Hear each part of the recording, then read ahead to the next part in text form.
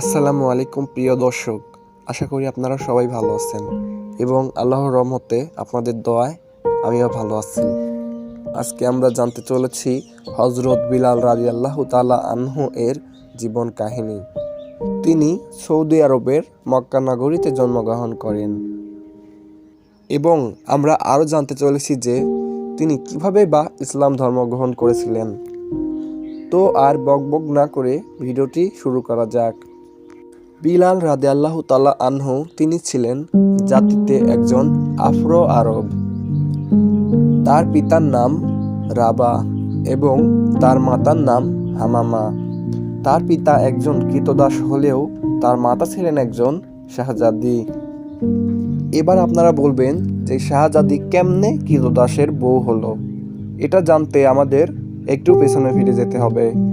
মধুর আজানের ধ্বনিতে সমগ্র ধর্মপ্রাণ মুসলিমগণরা মুগ্ধ হয়ে যান এবং যেই মানুষটি সর্বপ্রথম এই মধুর আজানটি কণ্ঠে ধারণ করেছিলেন তিনি হচ্ছেন হযরত বিলাল রাজি আল্লাহ তালা আনহু এবং তিনি ইসলামের সর্বপ্রথম মুয়াজ্জিন।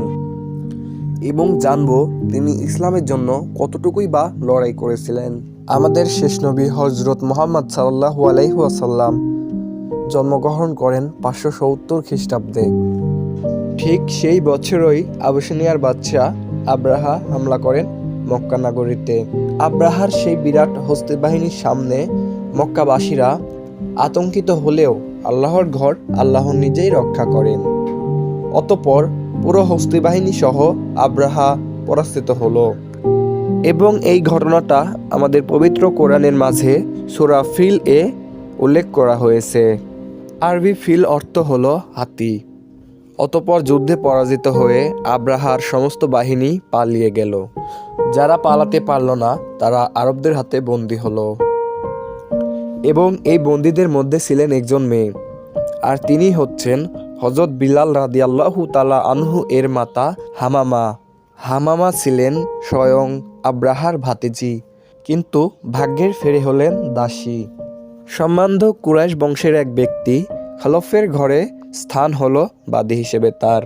সেখানেই আবিসিনিয়ার আরেকটি কৃতদাস কাজ করত, যার নাম ছিল রাবা, এবং তাদের সেখানেই বিয়ে হয় এবং তাদের ঘরে জন্ম নেন ইসলামের একনিষ্ঠ কাণ্ডারি হযরত বিলাল রাদিয়াল্লাহু তাআলা আনহু। হযরত বিলাল রাদিয়াল্লাহু তাআলা আনহু এর যে চেহারা মোবারকের বর্ণনা পাওয়া যায় তা একজন আফ্রো আরব হিসেবে গায়ের রং ছিল কালো, দেহের গঠন ছিল লম্বা, মাথায় ছিল ঘন কালো চুল এবং তিনি কালো চুলে লাল খিজাব ব্যবহার করতেন। এভাবেই হযরত বিলাল রাদিয়াল্লাহু তাআলা আনহু বাবা মায়ের স্নেহে বড় হচ্ছিলেন। হঠাৎ করেই তাকে এতিম করে তার বাবা মা পা ফেলান না ফেরার দেশে। এর আগেই তারা বিলালকে রেখে যান মনিব খলফের কাছে। সে একজন কৃতদাসের ছেলে হওয়ার কারণে তাকেও হতে হলো কৃতদাস। একদিন হঠাৎ করেই খালফ মারা গেলেন এবং মনিব হলেন খালফের পুত্র উমাইয়া। উমাইয়া ছিলেন নির্মম এবং অত্যাচারী। বিলালের ওপর নেমে আসলো এক অকথ্য নির্যাতন। এরপরে বিলাল রাদিয়াল্লাহু তাআলা আনহু আম্মারের মুখে হযরত মুহাম্মদ সাল্লাল্লাহু আলাইহি ওয়াসাল্লামের কথা শুনলেন এবং আম্মারও ছিলেন একজন হতভাগা কৃতদাস। এরপরে তারা দুজনই ইসলাম ধর্ম গ্রহণ করল। পরবর্তীতে তিনি নবী করিম সাল্লাল্লাহু আলাইহি ওয়াসাল্লামের প্রিয় সাহাবীদের মধ্যে একজন হয়ে উঠলেন এবং আম্মারের হাতেই স্থাপিত হয় ইসলামের সর্বপ্রথম মসজিদের ভিত্তিপ্রস্তর।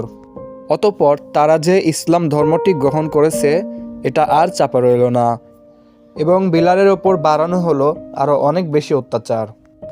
অতঃপর তাকে বলা হলো 4 পায়ের ওপর চলাফেরা করতে, আদেশ অমান্য করলে শাস্তি। কখনো বা বিলালের গলায় দড়ি বাঁধিয়ে তাকে তুলে দেওয়া হতো ছেলেদের হাতে। সেই ছেলেরা তাকে নিয়ে মক্কার রাস্তা দিয়ে টানা হেঁচড়া করতে থাকে।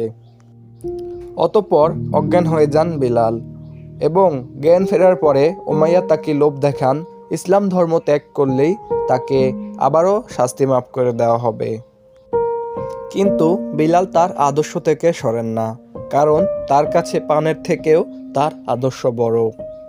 অতঃপর উমাইয়া আরও ক্ষিপ্ত হন এবং তার শাস্তিকে আরও বাড়িয়ে তাকে মরুভূমির ওপরে শুইয়ে দেন এবং তার উপরে বড় পাথরের টুকরো রেখে দেন এবং এর উপরই তাকে আবার চাবুক দিয়ে আঘাত করা হয়। কিন্তু সে তার আদর্শ থেকে এক ফোঁটাও নড়ে না। এর কারণে সে আরও ক্ষিপ্ত হয়ে যায় এবং তার ক্ষতস্থানগুলোতে লবণ লাগিয়ে দেয় ও আরও কষ্ট দিতে থাকে। কিন্তু সে তার আদর্শ থেকে এক ফোঁটাও নড়ে না। সে মনে মনে শুধু চিন্তা করে আল্লাহ তাকে একদিন নিশ্চয়ই এই জায়গা থেকে মুক্তি করবেন। অতঃপর বিলালের ওপর এই ভয়ানক অত্যাচারের খবরটি চলে গেল আমাদের প্রিয় নবী হযরত মুহাম্মদ সাল্লাল্লাহু আলাইহি ওয়াসাল্লামের কাছে।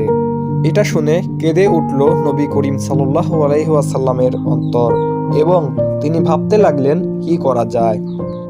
অতঃপর তিনি সাহাবীদের সঙ্গে আলোচনা করলেন। অতঃপর হযরত আবু বকর সিদ্দিক রাদিয়াল্লাহু তাআলা আনহু নবীজিকে বললেন, যত টাকাই লাগুক কিনা আমি তাকে উদ্ধার করে আনবো ইনশাআল্লাহ। এটা বলে তিনি চলে গেলেন উমাইয়ার কাছে। কিন্তু উমাইয়া জানতো হযরত আবু বকর সিদ্দিক রাদিয়াল্লাহু তাআলা আনহু তিনি ইসলাম ধর্ম গ্রহণ করেছেন।